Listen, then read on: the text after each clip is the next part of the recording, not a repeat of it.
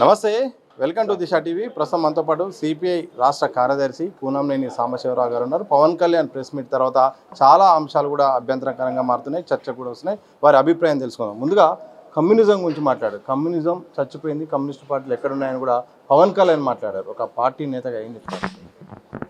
ఇప్పుడు మా మిత్రుడు చెప్పినట్లుగా నేను కమ్యూనిస్ట్ ఎమ్మెల్యేని బతికే ఉన్నా. కమ్యూనిస్ట్ పార్టీ ఉంది, ప్రపంచంలో కమ్యూనిస్ట్ పార్టీ ఉంది.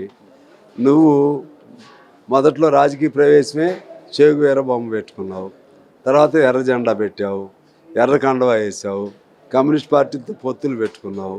అది వర్కౌట్ కాలేదు. ఎర్ర కండువా తీసి ఇప్పుడు కాషాయం కండ వేసుకుంటున్నావు.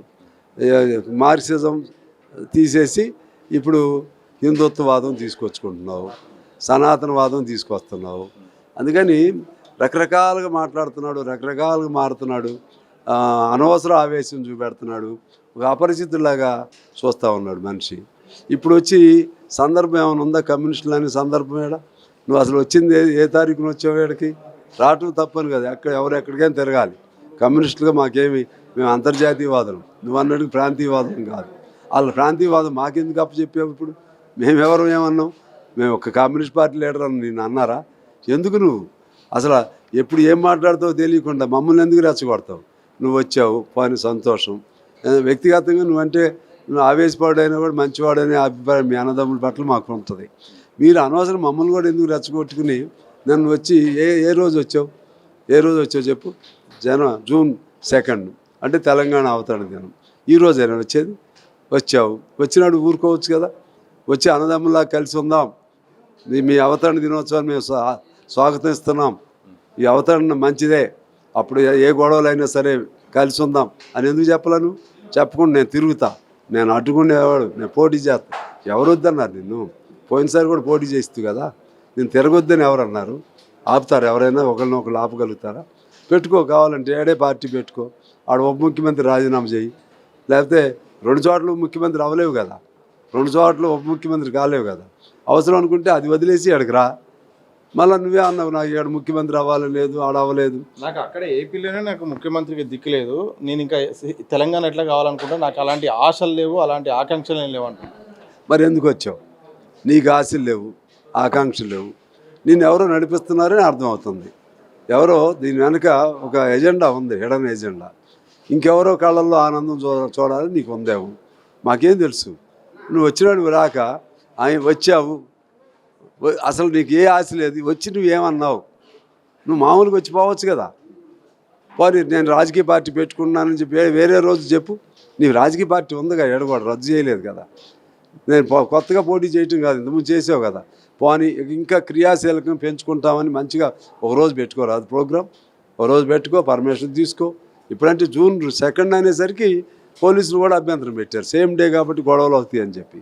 అందుకని ఆయన నేను అక్కడ అవ్వలేదు, ఇక్కడ అవుతానని లేదు, ఇవన్నీ మరి లేనప్పుడు ఎవరో ఏదో స్క్రిప్ట్ రాసిస్తే చిన్న సినిమాల్లో లాగా స్క్రిప్ట్ని చదివినట్లుగా అర్థమవుతా ఉంది. గద్దర్పై చేసిన వ్యాఖ్యలు ఎటు చూస్తారు? గద్దర్కు కారు కొనిచ్చాను, డబ్బులు ఇచ్చాను, అన్ని రకాలుగా సేవ చేశాను, కానీ గద్దర్ను ఎవరు పట్టించుకోలేదు, ఇప్పుడు ఎందుకు మాట్లాడుతున్నారు, అప్పుడు ఎక్కడున్నారని చెప్పి.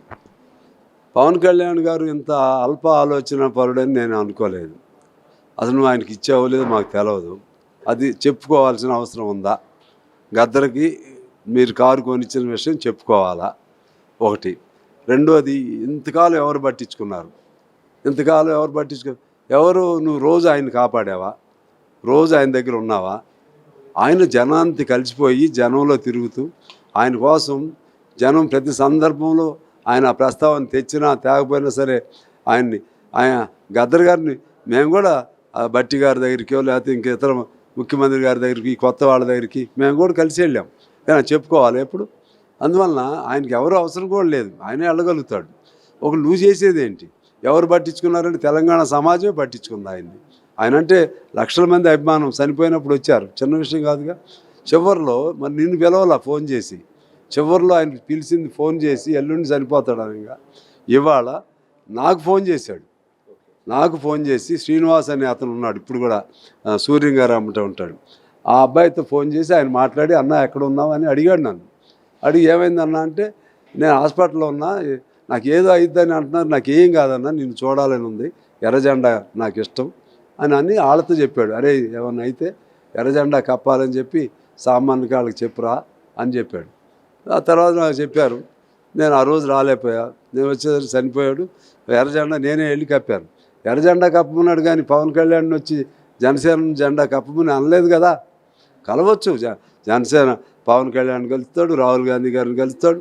ఆయన చివరిలో ఏంటంటే మొత్తం ప్రజాస్వామ్యం వర్ధిల్లాలి అనే లైన్ తీసుకుని తిరిగాడు. చనిపోయిన ఆయన మీద కూడా రాజకీయాలు, ఆయనకు నేను కారు ఇచ్చా, అది పెద్ద గొప్ప విషయం అండి. గొప్ప వ్యక్తులు ఎవరైనా కూడా నేను ఏమి ఇచ్చానని ఎవరు కూడా చెప్పరు.